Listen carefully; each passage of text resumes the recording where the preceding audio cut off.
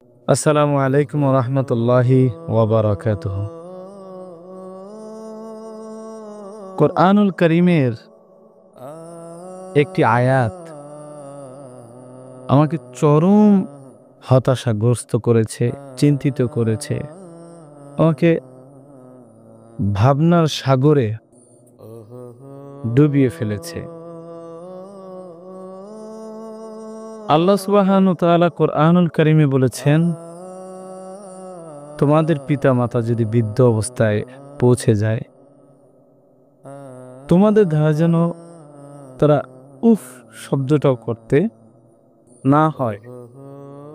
এটা যেন তোমাদের দ্বারা এমন কাজটা না হয়, যেন তোমাদের আচরণে ওনারা উফ শব্দটা করেছে।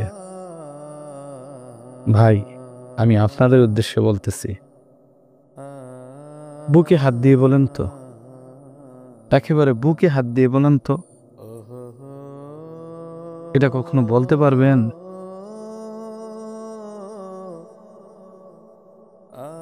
কখনো কি বলা সম্ভব হবে যে না, আমার দ্বারা কখনো আমার আব্বা আম্মা কষ্ট পায় না, উফ শব্দটা বলে নাই। আমি খুব ভালোভাবে ওনাদের যত্ন নিয়েছি, আমার মতো সন্তান হয় না। আমার মনে হয় 99% ছেলেরাই বুকে হাত দিতে পারবে না।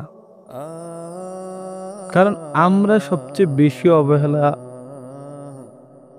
করি আমাদের আব্বা আম্মাদেরকে। মানে ওনারা আমাদের জন্য এত কিছু করে, ইভেন ওনাদের জীবনটাই তো আমাদের জন্য উৎসর্গ করে দিয়েছে। এটা না আমরা বোঝার চেষ্টা করি না। তো আব্বা আম্মা হারানোর পরে তো আসলে আর কোনো ফায়দা নাই, বুঝছেন? তখন শুধু খুঁজি, বুঝি আর খুঁজি। হাই, যদি সময় মিলতো, যদি আব্বার কদর করার মতো আর একটা মুহূর্ত আমার হাতে থাকতো। হ্যাঁ, তো তখন সময় তো ভাই থাকে, কিন্তু কোথায় পাবো? আব্বা বা আম্মাকে কোথায় পাবো বলেন? হারায় ফেলার পরে কি আর পাওয়া যায়?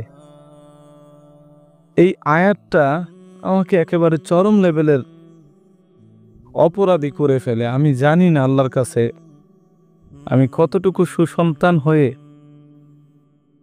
আমি সেই দিন কিয়ামতের ময়দানে আল্লাহর সামনে দাঁড়াতে পারবো যে আল্লাহ, আপনি বলেছেন আব্বা আম্মার মুখে হাসি ফুটাতে যেন দুইজন থাকুক বা একজন থাকুক, বৃদ্ধ অবস্থায় পৌঁছালে তাদেরকে আমরা পেলে যেন আমাদের দ্বারা ওনারা উফ শব্দটাও না করে, এমনভাবে যত্ন ওনাদেরকে রাখি। আমি জানি না আমি কতটুকু পেরেছি। আর আমার মনে হয় না যে আমি আল্লাহর কাছে জবাব দিতে পারবো। আমি আমার কলিজার ভাইদেরকে বলবো, যারা অ্যাটলিস্ট আমাদের বয়সে যারা আছেন, ওনাদেরকে আমি বলবো, যুবক বয়সে মাথা প্রচুর গরম থাকে, ঠিক না? আমরা যুবক, আমাদের মাথা প্রচণ্ড গরম। ওনারা যুবক ছিল, ওনাদের মাথা গরম ছিল না। বাবা হন, বাবা হন, তারপরে বুঝবেন মাথা শুধু আপনার গরম না। এখন দেখি যে ভাই আসলে কি বলবো, মানে আমার তো সন্তান আছে, আর যারা বিবাহ করেছেন তারা দেখতেছেন আমরা সন্তানদের জন্য পাগল হয়ে যাই। আমাদের আব্বা আম্মা তো এরকম ছিল, ঠিক না? আব্বাকে হারাইছি প্রায় ৩ বছর প্লাস হয়েছে। মাও আছে এখন আলহামদুলিল্লাহ, মার সেবা হইলেও করা যায়, কিন্তু অনেকের তো মাও নাই, বাবাও নাই। আমি দোয়া করি হতভাগাদের জন্য, আল্লাহ ওই মা বাবাদের কবরকে জান্নাতের বাগান বানিয়ে দিক। এবং আমাদের যাদের এখন মা অথবা বাবা বা দোনোটাই যাদের আছে, আপনি তো ভাগ্যবান। যার দোনোটা আছে সে তো ভাগ্যবান, মা বাবার দোনোটা যার আছে।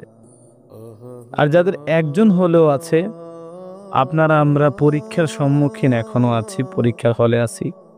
আল্লাহ সুবহানাহু ওয়া তাআলা যেন আমাদেরকে উত্তীর্ণ করে, আমরা যেন ওই মার অথবা বাবার খেদমত করে জান্নাত কামাই করতে পারি এবং দোয়া কামাই করতে পারি। আব্বা আম্মার দোয়ার চেয়ে বড় পৃথিবীতে কিছু হয় না ভাই। টাকা আজকে আছে কালকে থাকবে না, কিন্তু ওনাদেরকে হারান না, তারপরে বুঝবেন। আল্লাহ সুবহানাহু ওয়া তাআলা আব্বা আম্মার খেদমত করার তৌফিক দান করুক। ওমা আলাইনা ইল্লাল বালাগ। আসসালামু আলাইকুম ওয়া রাহমাতুল্লাহ।